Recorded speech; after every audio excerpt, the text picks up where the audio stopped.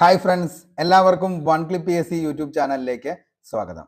LDC അഞ്ചാമത്തെ സ്റ്റേജും അങ്ങനെ കഴിയുകയാണ്, കോഴിക്കോട് കോട്ടയം. അപ്പോൾ എക്സാം കഴിഞ്ഞപ്പോൾ ഉദ്യോഗാർത്ഥികൾക്ക് എല്ലാവരും കാത്തിരിക്കുന്ന മറ്റൊരു കാര്യമാണ് കട്ട് ഓഫ് എത്ര വരും എന്നതിനെക്കുറിച്ച്. അപ്പോൾ ഇന്ന് നമ്മൾ കട്ട് ഓഫ് എത്ര വരും എന്നതിനെക്കുറിച്ചും ഇനിയുള്ള ജില്ലക്കാർ എന്തൊക്കെ കാര്യങ്ങളാണ് നോക്കേണ്ടത് അടുത്ത എക്സാമിന് വേണ്ടിയിട്ടെന്നുള്ളതിനെ കുറിച്ചാണ് നമ്മൾ ഇന്ന് ചർച്ച ചെയ്യാനായിട്ട് പോകുന്നത്. ഓക്കെ, അപ്പോൾ ആദ്യം തന്നെ കട്ട് ഓഫിനെ കുറിച്ച് പറയുകയാണെങ്കിൽ LDC അഞ്ചാമത്തെ സ്റ്റേജ് കോഴിക്കോട് കോട്ടയം കഴിയുമ്പോൾ ഇതിന്റെ കട്ട് ഓഫിനെ കുറിച്ച് പറയാനായിട്ട് ശരിക്കും പറഞ്ഞു കഴിഞ്ഞാൽ എല്ലാ ആളുകൾക്കും പേടി തന്നെയാണ്. കാരണം എന്താണെന്ന് ചോദിച്ചു കഴിഞ്ഞാൽ നിലവിലൊരു പ്രൊഫഷണൽ കീ ഇട്ടതിന് ശേഷം അടുത്തൊരു ഫൈനൽ ആൻസർ കീ വരാനായിട്ട് കാത്തിരിക്കുകയാണ്. ആ ഫൈനൽ ആൻസർ കീ വരുമ്പോഴാണ് എന്തൊക്കെ ട്വിസ്റ്റുകളാണ് അവിടെ നടന്നതെന്നുള്ളത് നമുക്ക് പറയാനായിട്ട് പറ്റത്തുള്ളൂ. കാരണം എന്താണെന്ന് ചോദിച്ചു കഴിഞ്ഞാൽ എത്ര എണ്ണമാണ് ഡിലീഷൻ, എത്ര എണ്ണമാണ് ആൻസർ ചേഞ്ച് എന്നതിനെക്കുറിച്ച് അപ്പോൾ മാത്രമാണ് വിലയിരുത്താൻ പറ്റത്തുള്ളൂ. എന്നിരുന്നാലും കട്ട് ഓഫ് അറിയുക എന്നുള്ളത് എന്തായാലും എക്സാം കഴിഞ്ഞ് കഴിഞ്ഞാൽ ഉദ്യോഗാർത്ഥികളെ സംബന്ധിച്ചിടത്തോളം അത്രത്തോളം പ്രാധാന്യമുള്ള കാര്യമാണ്. അപ്പോൾ നമ്മൾ ഇതിൻ്റെ അകത്ത് ഇന്ന് കട്ട് ഓഫ് പറയാനായിട്ട് എടുത്തിരിക്കുന്ന മാനദണ്ഡം എന്ന് പറയുന്നത് ഒന്ന് നമ്മുടെ യൂട്യൂബ് ചാനലിലെ പോള്, അതേപോലെ തന്നെ നിലവിൽ എക്സാം എഴുതിയ ഉദ്യോഗാർത്ഥികളെ എടുത്ത് വിളിച്ചു ചോദിച്ചതിനെ തുടർന്നും അതേപോലെ തന്നെ പല എക്സാം സെന്ററുകളിലും നമ്മൾ വിളിച്ചു ചോദിച്ച് അവരുടെ ഒരു അഭിപ്രായം, അതേപോലെ തന്നെ ഈ ക്വസ്റ്റ്യൻ പേപ്പർ നമ്മൾ തന്നെ ആൻസർ ചെയ്തതിൻ്റെ ആ ഒരു അടിസ്ഥാനത്തിൽ കൂടിയാണ് നമ്മൾ എന്ത് ചെയ്യുന്നത്, ഈ ഒരു എക്സ്പെക്റ്റഡ് കട്ട് ഓഫിലേക്ക് നമ്മൾ എത്തുന്നത്. ഓക്കെ, അപ്പോൾ ഇന്നത്തെ കോഴിക്കോട് കോട്ടയത്തിന്റെ എക്സാം നമ്മൾ നോക്കിക്കഴിഞ്ഞാൽ ഏറ്റവും കൂടുതൽ ഉദ്യോഗാർത്ഥികളെ വട്ടം ചുറ്റിച്ചത് എന്നൊന്നും പറയാൻ പറ്റത്തില്ല, എങ്കിലും കുറച്ച് ടഫായിട്ടുള്ള ഒരു സബ്ജക്റ്റ് എന്ന് പറയുന്നത് ഇംഗ്ലീഷ് ആയിരുന്നു.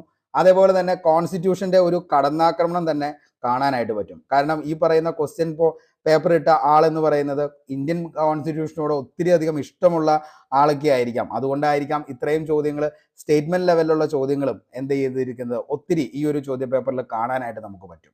ഓക്കെ, അപ്പോൾ നമുക്ക് കഴിഞ്ഞ ഒരു LDCയുടെ നിലവിലെ കോട്ടയത്തിന്റെ നമ്മൾ എടുത്തു നോക്കിക്കഴിഞ്ഞാൽ അവിടുത്തെ കട്ട് ഓഫ് എന്ന് പറയുന്നത് 54.67 മാർക്കാണ് കോട്ടയത്ത് കഴിഞ്ഞ പ്രാവശ്യം വന്നത്. അതിൻ്റെ അകത്ത് മെയിൻ ലിസ്റ്റിൽ വന്ന ഉദ്യോഗാർത്ഥികൾ എന്ന് പറയുന്നത് 844 പേരാണ് മെയിൻ ലിസ്റ്റിൽ വന്നത്. കോഴിക്കോടാണെങ്കിൽ 54.33 മെയിൻ ലിസ്റ്റിൽ 987 പേരുമാണ് നിലവിൽ എന്ത് ചെയ്തിരിക്കുന്നത്, കോഴിക്കോട് ജില്ലയിൽ വന്നിരിക്കുന്നത്. കട്ട് ഓഫ് നമ്മൾ നോക്കിക്കഴിഞ്ഞാൽ വലിയ എന്താണ് ഡിഫറൻസ് ഇവിടെ കാണാനായിട്ട് പറ്റത്തില്ല.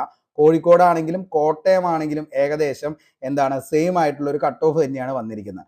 തുടർന്നും അങ്ങനെ തന്നെ നമുക്ക് പ്രതീക്ഷിക്കാം. കാരണം എന്താണ്, ഏകദേശം ഇതേ റേഞ്ച് തന്നെയുള്ള ഇതേ ക്വസ്റ്റ്യൻ പേപ്പർ ഇങ്ങനെ തന്നെ എഴുതുന്ന ഉദ്യോഗാർത്ഥികളാണ് ഈ രണ്ട് ജില്ലയിലുള്ളതും. അതുകൊണ്ട് തന്നെ കട്ട് ഓഫും ഇനി അടുത്തത് വരുന്നതും എന്ത് തന്നെയാവാം, ഈ ഒരു റേഞ്ചിലുള്ള കട്ട് ഓഫ് തന്നെയായിരിക്കും വരുന്നത്. വലിയ വ്യത്യാസം ഈ രണ്ട് ജില്ലക്കാർക്കും വരാറില്ല. ഓക്കെ, അപ്പൊ നമുക്ക് ഇനി ജസ്റ്റ് ഒന്ന് എന്ത് ചെയ്യാം, ഈ കഴിഞ്ഞ പ്രാവശ്യത്തെ അഡ്വൈസ് എത്ര വരെ പോയിട്ടുണ്ടെന്നുള്ളത് നമുക്ക് നോക്കാം. നമ്മൾ നോക്കിക്കഴിഞ്ഞാൽ കോട്ടയത്താണെങ്കിൽ 502 അഡ്വൈസ് ആണ് നിലവിൽ പോയിരിക്കുന്നത്. അവസാനമായിട്ട് അഡ്വൈസ് അയച്ചത് 2/8/2024 കോട്ടയത്ത് എന്ത് ചെയ്തിരിക്കുന്നത്, അഡ്വൈസ് പോയിരിക്കുന്നത്. അതേപോലെ കോഴിക്കോട് നമ്മൾ നോക്കിക്കഴിഞ്ഞാൽ 576 അഡ്വൈസ് പോയിട്ടുണ്ട്. അതേപോലെ തന്നെ എന്താണ് ഡേറ്റ് ഓഫ് ലാസ്റ്റ് അഡ്വൈസ് എന്ന് പറയുന്നത് 14/8/2024 ലാസ്റ്റ് അഡ്വൈസ് പോയിരിക്കുന്നത്. അപ്പോൾ അത്യാവശ്യം കുഴപ്പമില്ലാത്ത ഒരു നിയമന നില എന്ത് ചെയ്തിട്ടുണ്ട്, ഈ രണ്ട് ജില്ലകളിലും നിലവിൽ വന്നിട്ടുണ്ട്. ഓക്കെ, അപ്പോൾ എന്താണ് കുഴപ്പമില്ലാത്തൊരു നിയമനില അതിൻ്റെ അകത്ത് വന്നിട്ടുണ്ട്. പിന്നെ ഈ ഒരു ക്വസ്റ്റ്യൻ പേപ്പർ ഇന്ന് ചെയ്ത് കഴിഞ്ഞപ്പോൾ ഏറ്റവും കൂടുതൽ ഉദ്യോഗാർത്ഥികൾ പറഞ്ഞ മറ്റൊരു കാര്യം എന്ന് പറയുന്നത്, അതായത് ഈ പറയുന്ന 4 സ്റ്റേജ് കഴിഞ്ഞ ഉദ്യോഗാർത്ഥികളുടെ അഭിപ്രായത്തിൽ നോക്കുകയാണെങ്കിൽ അവർ ഏറ്റവും കൂടുതൽ എളുപ്പമായിട്ടുള്ള ഒരു എക്സാം എന്ന് പറഞ്ഞ് വിലയിരുത്തുന്നതും ഏതിനെ തന്നെയാണ്, ഈ ഒരു എക്സാമിനെ തന്നെയാണ്. കുറെ ചോദ്യങ്ങളൊക്കെ നമ്മൾ കഴിഞ്ഞ പ്രാവശ്യങ്ങളിൽ നിന്നുള്ളത് നമ്മൾ പറഞ്ഞ ഹരിത വിപ്ലവം, അതേപോലെ തന്നെ എന്താണ് ഈ പറയുന്ന നീതി ആയോഗ്, അതേപോലെ തന്നെ എന്താണ് നമ്മുടെ പഞ്ചവത്സര പദ്ധതികൾ, അതേപോലെ തന്നെ എന്താണ് UN ഓർഗനൈസേഷൻസ് ഏതൊക്കെയാണെന്നുള്ളത്, അന്താരാഷ്ട്ര സംഘടനകൾ.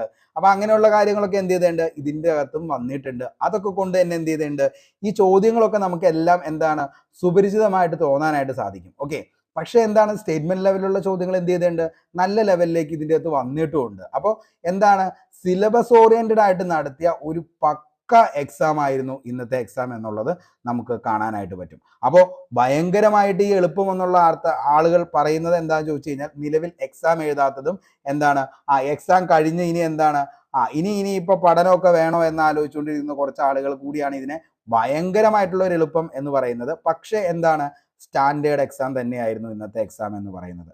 കുറച്ച് ചോദ്യങ്ങൾ മാത്രം വിലയിരുത്തിക്കൊണ്ട് ഒരിക്കലും നമുക്കൊരു എക്സാമിന് എന്ത് ചെയ്യാൻ പറ്റത്തില്ല, വിലയിരുത്താനായിട്ട് പറ്റത്തില്ല. അപ്പോൾ നമ്മൾ ഈ ഒരു എക്സാം എഴുതി നോക്കുക, അപ്പം നമുക്കറിയാൻ പറ്റും എത്ര നമുക്ക് അതിൻ്റെ അകത്ത് എന്ത് സ്കോർ ചെയ്യാൻ പറ്റുന്നുണ്ടെന്നുള്ളത് അറിയാനായിട്ട് പറ്റും. നമുക്ക് ഒന്ന് ഓടിച്ച് നമ്മുടെ ഇന്നത്തെ ക്വസ്റ്റ്യൻ പേപ്പറിലേക്ക് ഒന്ന് പോയാലോ?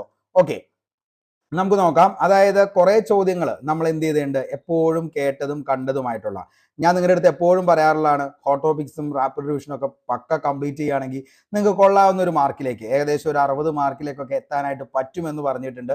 അതങ്ങനെ തന്നെ 5ാമത്തെ സ്റ്റേജിലും ആവർത്തിച്ചിരിക്കുകയാണ്. അതായത് നമ്മുടെ ഹോട്ട് ടോപ്പിക്സ് റാപ്പിഡ് റിവിഷൻ പക്ക എന്ത് ചെയ്തിട്ടുണ്ട്, സിലബസ് ഓറിയന്റഡ് ആയിട്ട് പോയൊരു സ്റ്റഡി പ്ലാൻ ആണ്. ആ ഒരു ഏരിയ കറക്റ്റായിട്ട് ഫോളോ ചെയ്ത് അത് കറക്റ്റായിട്ട് പഠിച്ചൊരു ഉദ്യോഗാർത്ഥിയാണെങ്കിൽ 65+ മാർക്കിലേക്ക് നിങ്ങൾക്ക് എത്താനായിട്ട് പറ്റുന്ന ഒരു ക്വസ്റ്റ്യൻ പേപ്പർ കൂടിയായിരുന്നു ഇത്.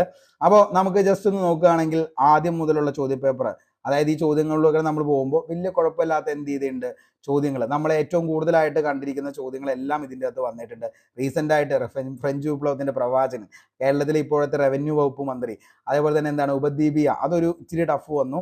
അതേപോലെ തന്നെ ഈ പറയുന്ന ഹരിത വിപ്ലവം, ഇന്ത്യയിലെ ആസൂത്രണ കമ്മീഷൻ, WTO, ലോകബാങ്ക്, അതേപോലെ തന്നെ ഈ പറയുന്ന റിസർവ് ബാങ്ക് ഓഫ് ഇന്ത്യയുടെ ഇപ്പോഴത്തെ ഗവർണർ, 2020-21 കേന്ദ്ര ബജറ്റ് അവതരിപ്പിച്ച, അങ്ങനെ കുറേ നല്ല നല്ല ക്വസ്റ്റ്യനിലൂടെ എന്ത് ചെയ്തിട്ടുണ്ട്, ഉദ്യോഗാർത്ഥികളെ കൊണ്ടുപോയിട്ടുണ്ട്. അപ്പൊ അതുകൊണ്ട് തന്നെ ഭയങ്കര എളുപ്പം എന്നുള്ള ലെവലിലേക്ക് എത്താനുള്ള കാരണം, അല്ലെങ്കിൽ അങ്ങനെ പറയാനുള്ള ഉദ്യോഗാർത്ഥികൾക്ക് പറയാനുള്ള കാരണം എന്ന് പറഞ്ഞാൽ, അടുപ്പിച്ചു വന്നേക്കുന്ന ചോദ്യങ്ങളെല്ലാം ഭയങ്കര ഈസി ആയിട്ടുള്ള ചോദ്യങ്ങളാണ് അടുപ്പിച്ചു വന്നേക്കുന്നത്. അതുകൊണ്ട് തന്നെ എന്ത് ചെയ്യാൻ പറ്റും, നമുക്ക് ഭയങ്കരധികം എൻജോയ്മെന്റ് ചെയ്ത് എന്ത് ചെയ്യാൻ പറ്റും, അതിലേക്ക് എത്താൻ പറ്റും. അപ്പൊ കറക്റ്റായിട്ട് ഫോക്കസ് ചെയ്ത് വേണ്ടത് മാത്രം തെരഞ്ഞെടുത്ത് എന്ത് ചെയ്യുക, പഠിച്ചിട്ട് വേണ്ടത് മാത്രം എന്ത് ചെയ്യുക, ആൻസർ ചെയ്ത് പോകുന്ന ഒരു ഉദ്യോഗാർത്ഥിയാണെങ്കിൽ അത്യാവശ്യം നല്ല ലെവലിലേക്ക് പെർഫോം ചെയ്യാനായിട്ട് ഈ ഒരു ക്വസ്റ്റ്യൻ പേപ്പറിൽ പറ്റും. കാരണം നമ്മുടെ ട്രിവാൻഡ്രം LDCയുടെ മറ്റൊരു വേർഷൻ ആയിരുന്നു ശരിക്കും പറഞ്ഞാൽ ഈ പറയുന്ന കോഴിക്കോട് കോട്ടയത്തിന്റെ എക്സാം എന്ന് പറയുന്നത്. ഓക്കെ, ഇനി നമുക്ക് നോക്കുകയാണെങ്കിൽ നേരെ വന്നത് ഇംഗ്ലീഷിലേക്കാണ്. ഇംഗ്ലീഷ് ആകെ എന്ത് ചെയ്തിട്ടുണ്ട്, വല്ലാതെ ഉദ്യോഗാർത്ഥികൾ പിടിച്ചൊലച്ചിട്ടുണ്ട്. കാരണം ഭയങ്കര ഈസി ഒന്നുമല്ല, കുറെ ചോദ്യങ്ങൾ വന്നിട്ടുണ്ട്. ആ ചോദ്യങ്ങളിൽ കുറെ ആൾക്കാർ സ്കിപ്പ് ചെയ്ത് പോയിട്ടുണ്ട്. ബിഗിനേഴ്സ് ആയിട്ടുള്ള ഉദ്യോഗാർത്ഥികൾ പട്ടയെന്ന് എന്ത് ചെയ്തിട്ടുണ്ട്, സ്കിപ്പ് അടിച്ചിട്ടുണ്ട്. പിന്നെ 86 വന്ന് നിൽക്കുന്നത്.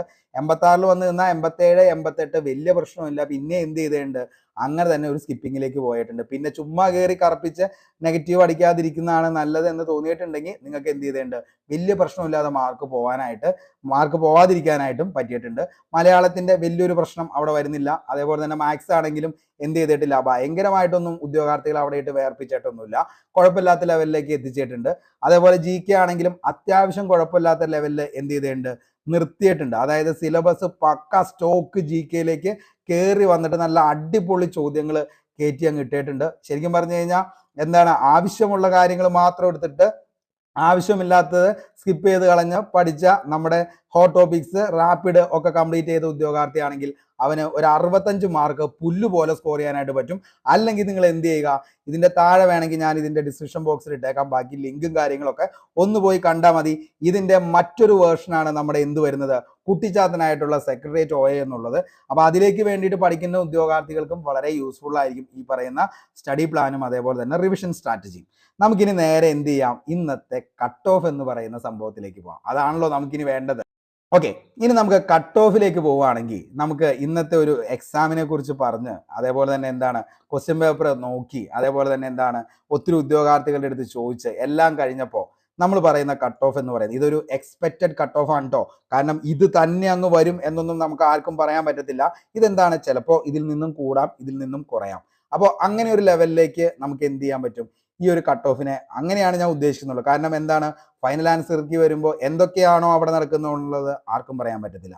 അപ്പോൾ നമുക്ക് ഇന്നത്തെ ഒരു കട്ട് ഓഫ് നമ്മൾ നോക്കുകയാണെങ്കിൽ ഏകദേശം ഇന്നത്തെ കട്ട് ഓഫ് എന്ന് പറയുന്നത് ഒരു 68 to 72 എന്ന് പറയുന്ന ലെവലിലേക്ക് എന്ത് പോവും, ഇന്നത്തെ കട്ട് ഓഫ് പോകാനുള്ള ചാൻസ് ഉണ്ട്. Okay, 68 to 72. കാരണം എന്താണെന്ന് വെച്ച് കഴിഞ്ഞാൽ അത്യാവശ്യം കുഴപ്പമില്ലാത്തൊരു എക്സാം ആയിരുന്നു. അതേപോലെ തന്നെ ഭയങ്കരമായിട്ടുള്ള ഒരു കടന്നാക്രമണം എന്ത് ചെയ്തിട്ടില്ല, എല്ലാ ഭാഗത്തു നിന്നും വന്നിട്ടില്ല. അപ്പൊ അങ്ങനെയൊക്കെ വെച്ച് നോക്കുമ്പോൾ 68 to 72 എന്ന് പറയുന്ന ഒരു കട്ട് ഓഫ് എങ്ങനെയുണ്ട്? ഈ ഒരു കട്ട് ഓഫ് നിങ്ങൾക്ക് ഇത് കേട്ട് കഴിഞ്ഞിട്ട് എന്തെങ്കിലുമൊക്കെ തോന്നുന്നുണ്ടോ? 68-72 എന്നുള്ളത്. അപ്പോൾ ഇങ്ങനെ ഒരു കട്ട് ഓഫ് അങ്ങനെയായിരിക്കും ബാക്കിയുള്ള ഉദ്യോഗാർത്ഥികൾക്ക് എല്ലാവർക്കും എന്ത് ചെയ്യുന്നത്. 68-72 സിമ്പിളായിട്ട് പോകും. ചില ഉദ്യോഗാർത്ഥികളൊക്കെ എൻ്റെ അടുത്ത് വിളിച്ചു പറഞ്ഞു, അതായത് സാറേ ഞാൻ 85 മുകളിലേക്ക് ആൻസർ ചെയ്തേണ്ട്, സാറേ ഞാൻ 90 ചെയ്തേണ്ട്, സാറേ ഒരു രക്ഷയില്ലാത്ത എക്സാം ആയിരുന്നു എന്നൊക്കെ പറഞ്ഞിട്ടുണ്ട്. പക്ഷെ എന്തില്ല, ഈ പറയുന്ന 68-72 എന്ന് പറയുന്ന കട്ട് ഓഫിലേക്ക് വരത്തില്ല. നമ്മുടെ കട്ട് ഓഫ് എന്ന് പറയുന്നത് 65-70 എന്ന് പറയുന്നതാണ് നമ്മുടെ കട്ട് ഓഫ്. ഓക്കെ, അപ്പോൾ എന്താണ്, ഭയങ്കരമായിട്ടൊരു ഈസി ഒന്നും അല്ല ഈ ഒരു ക്വസ്റ്റ്യൻ പേപ്പർ എന്ന് പറയുന്നത്. എന്തായാലും എന്ത് ചെയ്യുക, 65-70 എന്ന് പറയുന്ന ഒരു കട്ട് ഓഫ്, അതിന് മുകളിലേക്കൊന്നും ഒരിക്കലും പോകത്തില്ല. കാരണം എന്താണെന്ന് വെച്ച് കഴിഞ്ഞാൽ അതിന് മുകളിലേക്ക് പോയി കഴിഞ്ഞ് കഴിഞ്ഞാൽ ഈ പറയുന്ന ലിസ്റ്റ് സംഭവം വരുമ്പോൾ നമ്മൾ ഉദ്ദേശിക്കുന്ന ഒരു ലിസ്റ്റിലേക്ക് വരില്ല. അപ്പോൾ 65-70 എന്ന് പറയുന്ന ഒരു കട്ട് ഓഫിൽ നിൽക്കാനാണ് സാധ്യത. അതിൽ താഴാനാണ് സാധ്യതയുള്ളൂ, ഒരിക്കലും അതിന് മുകളിലേക്ക് ഒരു കട്ട് ഓഫിലേക്ക് പോകാൻ ചാൻസ് ഇല്ല. ഇനി PSCയുടെ കാര്യം നമുക്കൊന്നും പറയാൻ പറ്റത്തില്ല. അല്ലെങ്കിൽ എന്ത് ചെയ്യാം, ഈ പറയുന്ന നമുക്ക് ഫൈനൽ ആൻസർ കീ ഒക്കെ വന്നു കഴിയുമ്പോൾ എത്ര ഡിലീഷൻ പോയി എന്നതൊക്കെ നോക്കിയതിന് ശേഷം നമുക്ക് എന്ത് ചെയ്യാം, ഫൈനലായിട്ടൊരു എന്ത് ചെയ്യാം, നിലവിലത്തെ ഒരു കട്ട് ഓഫ് കൂടി നമുക്ക് പറയാം. അപ്പോൾ ഇന്നത്തെ ഈ എക്സാം എഴുതിയതും അതേപോലെ തന്നെ എന്താണ്, നിലവിൽ ഈ ക്വസ്റ്റ്യൻ പേപ്പർ നമ്മുടെ ടെലഗ്രാമിൽ കിടക്കേണ്ടത് അതൊക്കെ ചെയ്ത ഉദ്യോഗാർത്ഥികളാണെങ്കിലും നിങ്ങൾക്ക് കിട്ടിയ മാർക്ക് താഴെ ഒന്ന് എന്ത് ചെയ്യുക, കമന്റ് ബോക്സിൽ ഒന്ന് രേഖപ്പെടുത്തുക. കാരണം എന്താണെന്ന് വെച്ച് കഴിഞ്ഞാൽ നിങ്ങളുടെ ഈ എന്താണ് ഇതുകൂടി നോക്കിയതിന് ശേഷം നമുക്ക് എന്ത് ചെയ്യാം, അടുത്ത ദിവസത്തേക്ക് നമുക്ക് ഫൈനൽ ആൻസർ കീ വന്നു കഴിയുമ്പോൾ ഒരു കട്ട് ഓഫ് എങ്ങനെയാണുള്ളത് കറക്റ്റായിട്ട് നമുക്ക് എന്ത് ചെയ്യാൻ പറ്റും, കട്ട് ഓഫ് ഇടാനായിട്ട് പറ്റും. അപ്പോൾ ഇപ്പം നമ്മൾ പറയുന്നത് എത്രയാണ്, 65-70 ആണ് നിലവിൽ നമ്മൾ എന്ത് പറയുന്നത്, കട്ട് ഓഫ് പറയുന്നത് 65-70. അപ്പോൾ ആ ഒരു കട്ട് ഓഫിലേക്ക് നിൽക്കാനുള്ള ചാൻസ് ഉണ്ട്. അപ്പോൾ വലിയ കുഴപ്പമില്ലാത്ത എക്സാമും ആയിരുന്നു, അതുകൊണ്ടാണ് ആ ഒരു കട്ട് ഓഫ് പറയുന്നത്. അപ്പോൾ ഇന്നത്തെ വീഡിയോ ഇഷ്ടപ്പെട്ടെങ്കിൽ ഉറപ്പായിട്ടും ലൈക്ക് ചെയ്യുക, നിങ്ങളുടെ അഭിപ്രായം താഴെ കമന്റ് ബോക്സിൽ രേഖപ്പെടുത്തുക. ഒരു കാര്യം കൂടി പറഞ്ഞോട്ടെ, നിങ്ങൾക്ക് കിട്ടിയ മാർക്ക് എത്രയാണെന്നുള്ളത് ഉറപ്പായിട്ടും എന്ത് ചെയ്യുക, താഴെ കമന്റ് ബോക്സിൽ രേഖപ്പെടുത്തുക. അതേപോലെ തന്നെ ഇനി വരാനിരിക്കുന്ന ജില്ലകളിലെ ഉദ്യോഗാർത്ഥികൾ എന്ന് പറയുന്നത് നമ്മൾ ഏറ്റവും ലേറ്റസ്റ്റ് ആയിട്ട് ചെയ്ത കുറേ വീഡിയോസുകൾ നിങ്ങൾക്ക് നിലവിൽ അവൈലബിൾ ആണ്. അതായത് ഇനി വരാനുള്ളത് എറണാകുളം, വയനാട് തുടങ്ങിയ ജില്ലകളിലെ എക്സാമുകളാണ്. അപ്പോൾ ഏറ്റവും ഇമ്പോർട്ടൻ്റ് ആയിട്ടുള്ള ഒരു 20 ടോപ്പിക്സ് നമ്മൾ പറഞ്ഞിട്ടുണ്ട്. അതിൽ നിന്ന് തന്നെയാണ് ഏറ്റവും കൂടുതൽ എന്ത് ചെയ്തേക്കുന്നത്, ചോദ്യങ്ങൾ ആവർത്തിച്ച് വന്നിരിക്കുന്നത്. അപ്പോൾ ഈ പറയുന്ന വിവരാവകാശ കമ്മീഷൻ, മനുഷ്യാവകാശം, വനിതാ കമ്മീഷൻ, അതേപോലെ തന്നെ ഹരിത വിപ്ലവം, നീതി ആയോഗ്, പഞ്ചവത്സര പദ്ധതി, അങ്ങനെയുള്ള കാര്യങ്ങളെല്ലാവരും എന്ത് ചെയ്യുക, ഒന്നുകൂടി നോക്കാനായിട്ട് ശ്രമിക്കുക. അപ്പോൾ എല്ലാവർക്കും നല്ലത് മാത്രം വരട്ടെ എന്ന് ആത്മാർത്ഥമായിട്ട് സർവേശ്വരനോട് പ്രാർത്ഥിക്കുന്നു. ഇതുവരെ എക്സാം എഴുതിയ ഉദ്യോഗാർത്ഥികൾ ഇന്നത്തെ നിങ്ങൾ എന്ത് ചെയ്യാണ്, എക്സാം ഇന്നത്തെ കഴിഞ്ഞു, ടെൻഷനൊക്കെ മാറി ഫ്രീ ആയിട്ടിരിക്കുകയാണ്. ഇനി അടുത്തൊരു ടാസ്ക് എന്ന് പറയുന്നത് സെക്രട്ടേറിയറ്റ് OA എന്ന് പറയുന്ന എക്സാമിന് വേണ്ടിയിട്ടാണ്. റേഞ്ച് ഒരിക്കലും നിങ്ങൾ എന്ത് ചെയ്ത് ഇവിടെ വരെ ഉണ്ടാക്കിയെടുത്തത് എത്രത്തോളം കഷ്ടപ്പെട്ടിട്ടാന്നുള്ളത് നിങ്ങൾക്കറിയാം. അപ്പോൾ എന്ത് ചെയ്യുക, തുടർന്ന് അതായത് ഒരു ജോലി എന്നുള്ളൊരു സ്വപ്നമാണെങ്കിൽ ഇത് നിർത്താതെ ഇങ്ങനെ തന്നെ എന്ത് ചെയ്യുക, പഠിച്ചു പോവുക. ഡിസംബറിലെ എക്സാം, അതേപോലെ മാർച്ച് മെയിൽ മെയിൻ എക്സാമും വരുന്നുണ്ട്. കിടിലമായി തന്നെ പഠിക്കുക.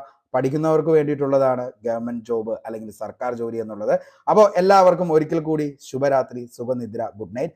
Signing off, Arun Kombanadan. Thank U.